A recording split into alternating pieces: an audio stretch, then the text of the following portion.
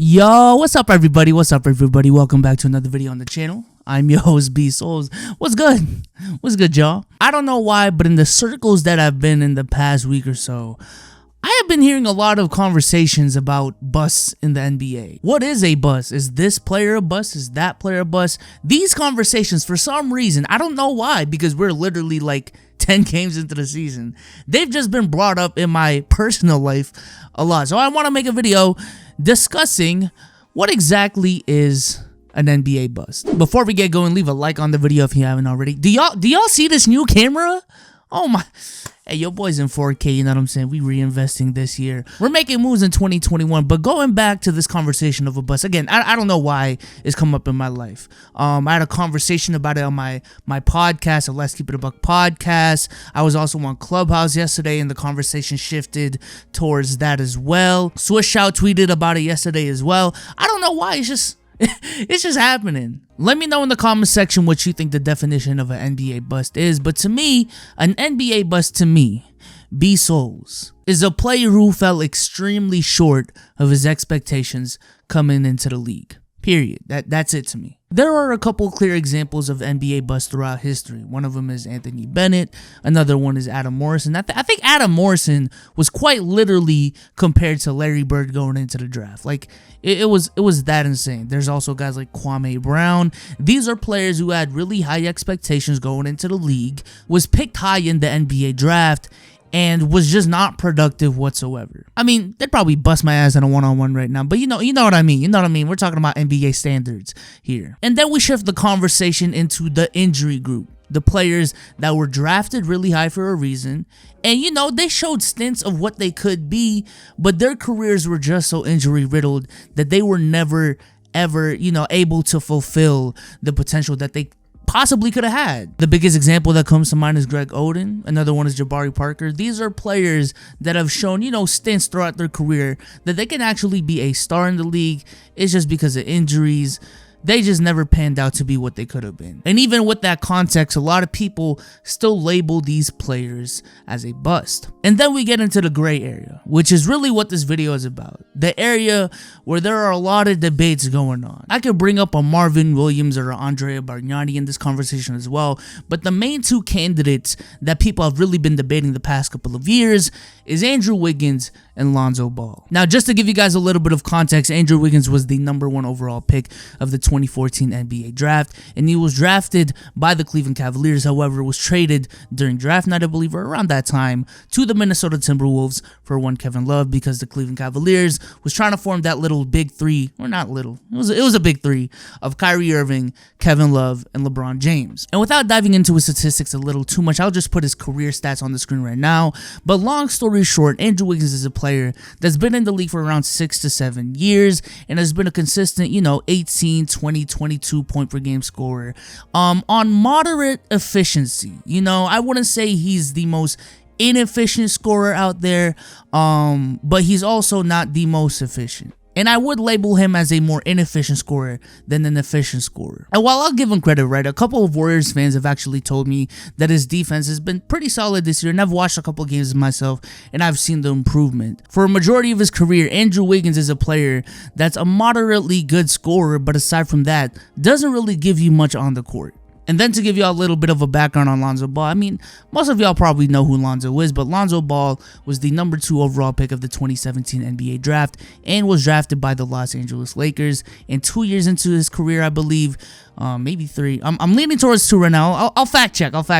But he was traded to the New Orleans Pelicans in a package that would send Anthony Davis to the Los Angeles Lakers, and that is where he is playing right now. And once again, I'll put his career stats on the screen right now. But long story short, Lonzo Ball is a 6'6" point guard that's going to give you good defense, grab you 6 to 7 rebounds, get you 6 to 7 assists, and is a really good playmaker. However, his scoring, he'll give you like 9 to 10 a night, but it's probably on some of the worst efficiencies you'll ever see. His 3-point shooting ability has actually improved, but I'm more so speaking towards his overall field goal percentage and his free throw percentage as well. Now, in a perfect vacuum, in a perfect vacuum, what I just said sounds like a solid player, right? Andrew Wiggins, 19, 20 point per game scorer on mediocre efficiency. That's still a very solid player. Lonzo Ball, again, the inefficiency isn't there, but a 6'6" point guard that can give you really good passing ability, grab you 6 or 7 rebounds, and give you solid defense. I mean, that sounds like a solid player. And I get that. I really do get that Lonzo and Wiggins and all of these players in this gray area can be much worse than what they panned out to be. I understand that. However, then we add context to the situation. When Andrew Wiggins came into the league, he was the #1 overall draft pick. The #1 overall draft pick in a draft consisting of 2 rounds, consisting of 60 draft picks. This was the man picked over everyone else. Lonzo Ball, same thing except Markelle was picked before Lonzo. And going into the draft, I mean, it's for good reason. It's for good reason. Whether that be in college with these 2 players specifically or wherever they played at, there had to be a reason why scouts and NBA fans want this guy to be on their team. In the case of Andrew Wiggins, it was the fact that he was athletic as hell and had, you know, a little bag to his game that when you saw him play, you can see that if he really maxed out his potential, this dude can be a monster. In the case of Lonzo Ball, I mean, it's still rare at this time, but how many players can you point to and say that they're capable of giving you good defense, giving you 10, 12 points a game on the low end? At least, you know, that was the expectations going into the league, and be a triple-double threat night in and night out. In the case of Andrew Wiggins, I vividly remember this dude was being compared to Tracy McGrady, even Kobe. He was called Maple Jordan. Lonzo Ball, I mean, you can look up interviews of Magic Johnson literally telling people that, you know, he believes that Lonzo Ball has the ability to have his jersey hung up in the Laker rafters. Not just any rafters. The Laker rafters. He was getting comparisons to Jason Kidd. And again, going into the draft, it was understandable. It wasn't too wild. You know what I'm saying? You saw the talent and the skills there. And I don't want to deep dive into the careers of these 2 specific players because that's like 2 videos in and of itself. But long story short, they just haven't reached that potential that we saw in them. And I think it's far enough from what we expected to at least have the conversation of if they're actually a bust or not. And for the people who still don't really get where I'm coming from, I'll just ask you this, right? Look at LeBron James. Look at the career he's had so far, and look at the hype he had going into the 03 draft. Knowing that, I ask you this. What if LeBron James had a 10, 12 year career, was just a 15, 16 point per game scorer, and made the All-Star team once? Again, in a vacuum, that is a very solid career.